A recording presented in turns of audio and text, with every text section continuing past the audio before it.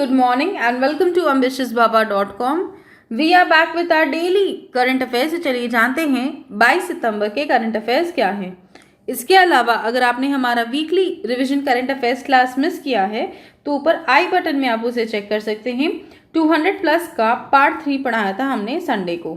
तो चलिए बढ़ते हैं आज के क्वेश्चंस की तरफ। पहला सवाल, foundation for environment education Denmark के द्वारा दिए गए इनमें से कौन से इको लेबल के लिए भारत के 8 बीचेस को रेकमेंड किया गया है। 5 ऑप्शन है हमारे पास। तो चलिए the answer is C, blue flag. Foundation for environment education Denmark के ब्लू फ्लैग के लिए भारत के 8 बीचेस को रेकमेंड किया गया है। तो चलिए जानते हैं डिटेल्स। तो ये पहला first of its kind initiative है जिसमें भारत से 8 बीचेस को रेकमेंड किया गया है ब्लू फ्लैग नाम के सर्टिफिकेशन के लिए। और ये जो बीचेस है इसका सिलेक्शन किया गया है एक इंडिपेंडेंट नेशनल ज्यूरी द्वारा, जिसमें काफ़ी प्रसिद्ध एमिनेंट एनवायरमेंटलिस्ट और साइंटिस्ट भी हैं। तो चलिए अब बात करते हैं कि ये ब्लू फ्लैग सर्टिफिकेशन होता क्या है। तो ये जो ब्लू फ्लैग का सर्टिफिकेट है ये एक इंटरनेशनली रिकॉग्नाइज्ड इको लेबल है जो कि foundation for environment education Denmark द्वारा दिया जाता है। ये एक बेंचमार्क सेट करता है for clean and hygienic beaches in the world. यानी कि ये जो 8 बीचेस जिनका नाम दिया गया है भारत से, ये सबसे ज़्यादा क्लीन एंड हाइजीनिक बीचेस हैं। और इसकी अनाउंसमेंट की थी हमारे केंद्रीय मंत्री for environment, forest and climate change Shri Prakash Javadekar ने 18 सितंबर को। तो चलिए जान लेते हैं वो 8 बीचेस कौन कौन से हैं जिन्हें ब्लू फ्लैग सर्टिफिकेशन के लिए चुना गया है।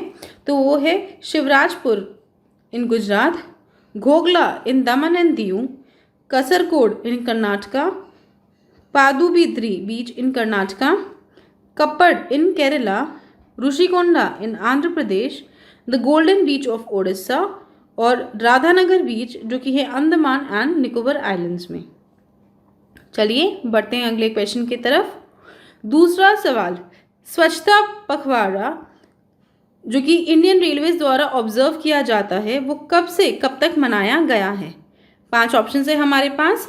तो चलिए द आंसर इज ई, 16 से 30 सितंबर 2020 तक ऑब्जर्व किया जाएगा स्वच्छता पखवाड़ा। तो चलिए जानते हैं डिटेल्स। तो जो स्वच्छता पखवाड़ा है ये all over India Indian railways द्वारा ऑब्जर्व किया जा रहा है 16 से 30 सितंबर 2020 में। और इनॉग्रल डे जब हुआ था पखवाड़ा का यानी कि 16 सितंबर को, तब एक स्वच्छता प्लेज यानी कि शपथ ली गई थी जिससे सारे एम्प्लॉयज़, रेलवे एम्प्लॉयज़ ने लिया था, चाहे वो जोनल रेलवे हेडक्वार्टर्स में हो, डिविजनल ऑफिसेज में हो या फिर बाकी एस्टैब्लिशमेंट्स हो। स्वच्छता पखवाड़ा को ऑब्जर्व करने का मकसद यही है कि लोगों में जागरूकता फैलाई जाए कि कैसे हम हमारे रेलवे प्रेमिसेस को क्लीन रख सकते हैं, उसे सेफ रख सकते हैं। और स्पेशली जब कोविड-19 का जो समय चल रहा है जिसमें इन्फेक्शन के चांसेस बहुत ज़्यादा हैं, उसमें कौन कौन से हम प्रिकॉशंस अपना सकते हैं जिससे हमारी रेलवे प्रेमिसेस क्लीन रहे। और इसके लिए कई सारे वेबिनार्स भी ऑर्गेनाइज किए जा रहे हैं। इसके अलावा जो लोकल ट्रेन्स वगैरह हैं उनमें भी इसकी अनाउंसमेंट्स होती रहती हैं। लास्ट ईयर जब 2019 में ये ऑब्जर्व किया गया था तब लोकल ट्रेन्स, चाहे वो कोलकाता के लोकल ट्रेन्स हो या मुंबई के लोकल ट्रेन्स हो, तब स्वच्छता पखवाड़ा के बारे में वो लोगों को जानकारी दे रहे थे अनाउंसमेंट के माध्यम से कि हमें हमारे रेलवे प्रेमिसेस को क्लीन रखना चाहिए। और इसके लिए हम क्या क्या कर सकते हैं कि जगह जगह हम लिटर वगैरह नहीं करें। इसके अलावा कब हम लोग हेल्प के लिए किसको इन्फॉर्म कर सकते हैं, ये सब चीज़ों को लेके जानकारी दी जा रही थी। तो चलिए बढ़ते हैं तीसरे क्वेश्चन की तरफ। तीसरा सवाल, कंपनी कानून समिति के अध्यक्ष कौन है जिन्हें हाल ही में सरकार द्वारा 1 साल का विस्तार दिया गया है। 5 ऑप्शन है हमारे पास। तो चलिए the answer is D, Rajesh Verma. Rajesh Verma company law committee के चेयरमैन हैं जिन्हें हाल ही में 1 साल का एक्सटेंशन दिया गया है सरकार द्वारा। तो चलिए जानते हैं डिटेल्स। तो MCA यानी कि मिनिस्ट्री ऑफ कॉरपोरेट अफेयर्स ने जो कंपनी लॉ कमेटी है उनकी टेन्योर को 1 वर्ष से बढ़ा दिया है अप टू सितंबर 2021। इस कमेटी का गठन किया गया था सितंबर 2019 में और अब इसके अध्यक्ष है हमारे कॉरपोरेट अफेयर्स के सेक्रेटरी श्री राजेश वर्मा। तो चलिए अब बात करते हैं इस कमेटी का गठन क्यों हुआ था। इस कमेटी का गठन हुआ था ताकि वो सजेस्टिव मेजर्स दे सके कि कैसे हम नेशनल कंपनी लॉ ट्रिब्यूनल की फंक्शनिंग को इम्प्रूव कर सकते हैं और इसके साथ साथ क्या क्या हम मेथड अपना सकते हैं कि वो डीक्लॉग हो सके, यानी कि उससे जो भी गंदगी है या लूप होल्स है उससे कैसे छुटकारा पाया जा सके। इसके अलावा इस कमेटी का ये मकसद था कि ये हमारा जो कंपनीज एक्ट है उसे सही ढंग से कैसे इम्प्लीमेंट किया जाए उसके ऊपर भी रिकमेंडेशंस करेगी। उनके कई सारे मुद्दों पर जहाँ पे लोगों को प्रॉब्लम होती है, बड़े बड़े कंपनीज को प्रॉब्लम होती है, उसके ऊपर ये रिकमेंडेशंस करेंगी। इसके अलावा LLP यानी कि लिमिटेड लायबिलिटी पार्टनरशिप के ऊपर भी वो रिकमेंडेशंस देंगी। तो चलिए अब बात करते हैं कि हाल ही में कौन कौन सी कमेटी का गठन हुआ था और उनके अध्यक्ष कौन कौन हैं। तो एनालिसिस ऑफ QR कोड के अध्यक्ष है professor Deepak B Phatak. National financial reporting authority के अध्यक्ष है professor R Narayan Swamy. SEBI रेजिक्स एडवाइजरी है Usha Thorat. Examine the possibility of offering surety bond for contractors IRDAI के अध्यक्ष है G Srinivasan. Setting parameters for loan structuring के अध्यक्ष है KV Kamath. Committee on business responsibility reporting के अध्यक्ष राजेश वर्मा और assessment of relief to bank borrowers के अध्यक्ष राजीव महर्षि। चलिए बढ़ते हैं अगले क्वेश्चन की तरफ। चौथा सवाल, पूर्व रॉ प्रमुख का नाम बताइए जिन्हें हाल ही में नेशनल टेक्निकल रिसर्च ऑर्गेनाइजेशन के चीफ के रूप में चुना गया है। 5 ऑप्शन है हमारे पास। तो चलिए the answer is A, Anil Dhasmana को चुना गया है NTRO के अध्यक्ष के रूप में। तो चलिए आगे बढ़ने से पहले हम बात करेंगे बाकी लोगों के बारे में। तो हाल ही में राजेश खुल्लर को चुना गया है as the executive director of World Bank. इसके अलावा समीर कुमार खरे को चुना गया था as the executive director of Asian Development Bank. Usha Pade को चुना गया था as the director general of the BCAS यानी कि bureau of civil aviation security. और विनय तोनसे को चुना गया था एज द CMD यानी कि CEO and managing director of SBI mutual fund. इसके अलावा अनिल धमसना को चुना गया है NTRO के अध्यक्ष के रूप में। ये 1981 बैच के IPS हैं of the Madhya Pradesh cadre. तो चलिए जानते हैं डिटेल्स। तो पूर्व रिसर्च एंड एनालिसिस विंग यानी कि रॉ के चीफ अनिल धमसना को चुना गया है as the NTRO chief for 2 years from 19 सितंबर। और ये अब आप बात करते हैं NTRO के बारे में। तो NTRO हमारे देश की टेक्निकल बॉडी है जो कि जियोस्पेटियल इंटेलिजेंस और सैटेलाइट इमेजरी के ऊपर काम करती है और इनकी अपॉइंटमेंट की गई है उस कमेटी द्वारा जिसके अध्यक्ष है हमारे प्रधानमंत्री श्री नरेंद्र मोदी। तो जैसे कि हमने आपको ऑलरेडी बता दिया कि ये 1981 के IPS ऑफिसर है of the Madhya Pradesh cadre और इन्होंने रॉ में सर्व किया है 23 वर्ष तक। इनकी रिटायरमेंट हुई थी वर्ष 2019 में और इस साल वो रिप्लेस करेंगे पूर्व यानी कि फॉर्मर इंटेलिजेंस ब्यूरो के चीफ सतीश झा को। तो चलिए अब NTRO के बारे में बात करते हैं। तो NTRO के हेडक्वार्टर्स है नई दिल्ली में और इसकी खोज की गई थी वर्ष 2004 में। चलिए बढ़ते हैं अगले क्वेश्चन की तरफ। 5वां सवाल, भारतीय नौसेना के इतिहास में पहली बार हेलीकॉप्टर उड़ाने के लिए भारतीय युद्ध पोत पर किस महिला नौसेना अधिकारी को तैनात किया जाने वाला है। 5 ऑप्शन है हमारे पास। तो चलिए द आंसर इज D, 2 लोगों को तैनात किया जाएगा जो कि हैं कुमुदनी त्यागी और रीति सिंह। तो चलिए इनसे रिलेटेड इंफॉर्मेशन जानते हैं आगे।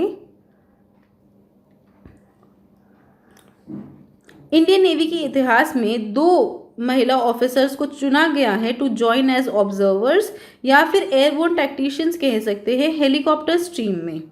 और ये 2 महिलाएं हैं सब लेफ्टिनेंट कुमुदनी त्यागी और सब लेफ्टिनेंट रीति सिंह। तो जैसे कि हमने ऑलरेडी बता दिया आपको कि ये पहली महिलाएं हैं जो एयरबोर्न कॉम्बैटेंट्स रहेंगी इंडियन नेवी में, जो कि हेलीकॉप्टर्स ऑपरेट करेंगी ऑन बोर्ड वॉरशिप्स में। और ये पहली ऐसी अटेम्प्ट की गई है जिसमें विमेन ऑफिसर्स को डिप्लॉय किया जाएगा नेवी वॉरशिप्स में at the part of the ship crew. इससे पहले जो महिलाओं की एंट्री थी उसे रेस्ट्रिक्ट कर दिया गया था फिक्स्ड विंग एयरक्राफ्ट तक, जो कि टेक ऑफ और लैंड करती थी अशोर। तो चलिए अब बात कर लेते हैं कि recently list of first women's Indian navy से रिलेटेड। तो पहली महिला फ्लाइट कमांडर थी शैलजा धामी। पहली महिला flight engineer of Indian air force थी हीना जायसवाल। पहली महिला to qualify to go to day missions थी भावना कंद। पहली महिला जिन्होंने फाइटर एयरक्राफ्ट सोलो चलाया था वो थी अवनी चतुर्वेदी। पहली महिला पायलट जिन्होंने मिशंस लिए थे by day on hawk Mohana Singh. पहली फर्स्ट फीमेल मिलिट्री डिप्लोमेट थी अंजलि सिंह। पहली women pilot of Indian navy थी शिवांगी। दुनिया की पहली फीमेल स्पेस वॉकिंग थी Christina Koch and Jessica Meir. पहली महिला मैच रेफरी बाय आईसीसी थी जीएस लक्ष्मी। और पहली first time lead women army officer parade at Republic Day जिन्होंने लीड की थी वो थी तानिया शेरगिल। तो ये लिस्ट ऑफ फर्स्ट वुमेन से हाल ही में जिनका नाम आया है अलग अलग चीज़ों के लिए। तो चलिए बढ़ते हैं अगले क्वेश्चन की तरफ। छठा सवाल, वर्ल्ड पीस डे यानी कि इंटरनेशनल पीस डे हर साल किस दिन मनाया जाता है? 5 ऑप्शन है हमारे पास। तो चलिए द आंसर इज ई, 21 सितंबर को विश्व शांति दिवस मनाया जाता है। तो चलिए जानते हैं डिटेल्स।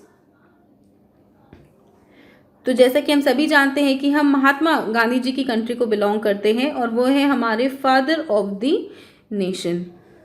तो इसमें हम भारत की ह्यूज लेगेसी रही है कि उन्होंने वर्ल्ड पीस में काफ़ी अपना योगदान दिया है। तो ऐसे टाइम में जब कंट्रीज एक दूसरे से वॉर करने के लिए रेडी है, काफ़ी ट्रबल्ड है और सबके एक दूसरे से कोल्ड वॉर जैसे सिचुएशंस है, तो ये दिन यानी कि 21 सितंबर को मनाते हैं इंटरनेशनल डे ऑफ पीस, इसीलिए ताकि हम महात्मा गांधी जी की जो फिलॉसफी है अहिंसा या फिर नॉन वायलेंस की उसे याद कर सके और ये ट्राई कर सके कि हम अपने सारे डिसीजंस अहिंसा से या नॉन वायलेंस से लें, बिकॉज वॉर से किसी का भी भला नहीं हुआ है।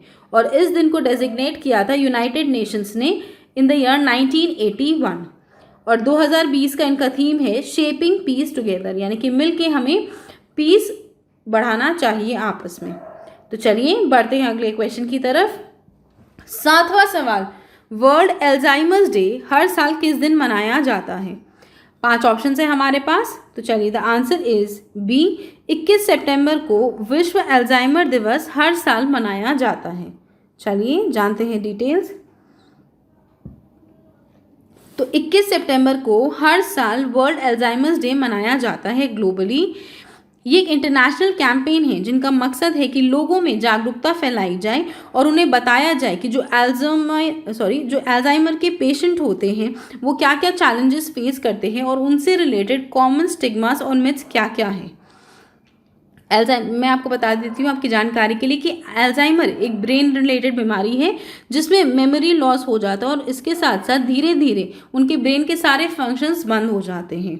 तो नॉर्मली जिन्हें एल्जाइमर्स होता है उनकी एज होती है अराउंड 60 या 60+ और इसके साथ हर मतलब जैसे जैसे 5-5 साल बढ़ते हैं, यानी कि लोगों का एज होता है 65, 70, 75, तो उसमें एल्जाइमर कॉन्ट्रैक्ट करने की काफ़ी ज़्यादा चांसेस हो जाते हैं। ये डिजीज़ेस कम्युनिकेबल नहीं है बट ये काफ़ी सारे फैक्टर्स से हो सकती है, जैसे कि चाहे वो जेनेटिक हो, लाइफस्टाइल रिलेटेड हो। तो चलिए अब बात करते हैं प्रीवियस स्टडीज़ के बारे में। तो प्रीवियस स्टडीज़ के हिसाब से 3 में से 2 लोगों को ग्लोबली या तो कोई भी नॉलेज नहीं है अल्जाइमर के बारे में या तो काफ़ी लिटिल अंडरस्टैंडिंग है। तो चलिए बढ़ते हैं 8वें क्वेश्चन की तरफ। 8वां सवाल, कौन सा लोकप्रिय सिटकॉम ने हाल ही में 72nd एमीज अवार्ड्स 2020 में एक कॉमेडी सीरीज द्वारा एक सीजन में सबसे अधिक पुरस्कार जीते हैं? 5 ऑप्शन है हमारे पास। तो चलिए the answer is A, Schitt's Creek ने जीते हैं मैक्सिमम अवार्ड्स एक सिंगल सीजन में at the 72nd Emmys awards 2020। तो चलिए अब बात करते हैं पहले एमी अवार्ड्स के बारे में। तो एमी अवार्ड्स पहली बार दिया गया था 25 जनवरी को इन द ईयर 1949, यानी कि 71 ईयर्स पहले दिया गया था एमी अवार्ड्स। और ये अमेरिका देती है, यानी कि अमेरिका से ये अवार्ड्स दिए जाते हैं। पूरे साल कई सारे एनुअल इवेंट्स होते हैं जिन पे अलग अलग सेक्टर्स के लिए अवार्ड दिए जाते हैं, चाहे वो स्पोर्ट्स रिलेटेड हो, टेलीविजन रिलेटेड हो, दिए जाते हैं। लेकिन मेनली दो टाइप के एमी अवार्ड्स बहुत ज़्यादा फेमस है। पहले हैं प्राइम टाइम एमी अवार्ड्स और दूसरे हैं डे टाइम एमी अवार्ड्स। तो चलिए अब इससे रिलेटेड इन्फॉर्मेशन जानते हैं आगे। तो पहले हम बात करेंगे एमी अवार्ड्स के बारे में। जैसा कि आप देख सकते हैं, ये एमी अवार्ड्स का एक्चुअली अवार्ड्स ऐसा होता है और ये टेलीविज़न और इमर्जिंग मीडिया में जो एक्सेलेंस है उसे रिकॉग्नाइज करता है। और ये 3 सिस्टर ऑर्गेनाइजेशंस के साथ एडमिनिस्टर किया जाता है, जो कि है international academy of television arts and sciences, national academy of television arts and sciences and regional chapters. तो चलिए अब बात करते हैं कि जो 72nd एमी अवार्ड्स 2020 हुए हैं उनमें कौन कौन सी कैटेगरीज में कौन कौन विनर्स हुए हैं। तो आउटस्टैंडिंग ड्रामा सीरीज दिया गया है सक्सेशन को, आउटस्टैंडिंग लिमिटेड सीरीज दिया गया है वॉचमैन को, आउटस्टैंडिंग कॉमेडी सीरीज दिया गया है शिट्स क्रीक को, जो हमने ऑलरेडी पढ़ लिया है। इन्होंने कुल मिलाकर 16 एमी अवार्ड्स जीते हैं। बेस्ट एक्टर फॉर ड्रामा दिया गया है जेरेमी स्ट्रॉन्ग को for succession. Best actress for drama दिया गया है जेंडिया यूफोरिया को। इसके साथ साथ बेस्ट एक्टर इन कॉमेडी दिया गया है यूजी लेवी शिट्स क्रीक के। बेस्ट एक्ट्रेस फॉर कॉमेडी दिया गया है कैथरीन ओहेरा को for Schitt's Creek. Best actor limited series और मूवी के लिए दिया गया है मार्क रफेलो को for I know this much is true. Best actress for limited series और मूवी दिया गया है रेजिना किंग को for watchman. Outstanding director for drama दिया गया है एंड्रीज पारेख को for succession. Outstanding reality host दिया गया है रूपॉल को for drag race. Outstanding documentary और नॉन फिक्शन सीरीज दिया गया है the last dance. Outstanding writing in drama दिया गया है जेसी आर्मस्ट्रॉन्ग को फॉर सक्सेशन। और आउटस्टैंडिंग डॉक्यूमेंट्री और नॉन फिक्शन स्पेशल दिया गया है अपोलो को। इसके अलावा जो फ्रेंड्स, जो बहुत ही फेमस सिटकॉम रहा है, उसका मिनी रीयूनियन हुआ था, क्योंकि उनकी 3 लीड एक्ट्रेसेस जो कि है Jennifer Aniston, Lisa Kudrow and Courteney Cox भी प्रेजेंट थी वहाँ पे। तो चलिए with this we come to the end of today's class. I hope आपको ये वीडियो पसंद आया हो। अगर ये वीडियो पसंद आया तो इसे लाइक कीजिए, अपने दोस्तों के साथ शेयर कीजिए और हमारे चैनल एम्बिशियस बाबा को सब्सक्राइब ज़रूर कीजिए। Also please visit our website test.ambitiousbaba.com, जहाँ पर आपको कई सारे ऑनलाइन मॉक टेस्ट मिल जाएंगे। इस वेबसाइट पर जाके आप अपना डिज़ायर्ड मॉक टेस्ट परचेज कर सकते हैं और उसके बाद आप उसे एक्सेस कर सकेंगे 24/7 अपने अकाउंट में। इसके अलावा कोई सजेशन हो, कोई शिकायत हो तो हमें नीचे कमेंट करके ज़रूर बताइएगा, हमें उसका इंतज़ार रहेगा। Thank you friends, that's all for today and have a great day.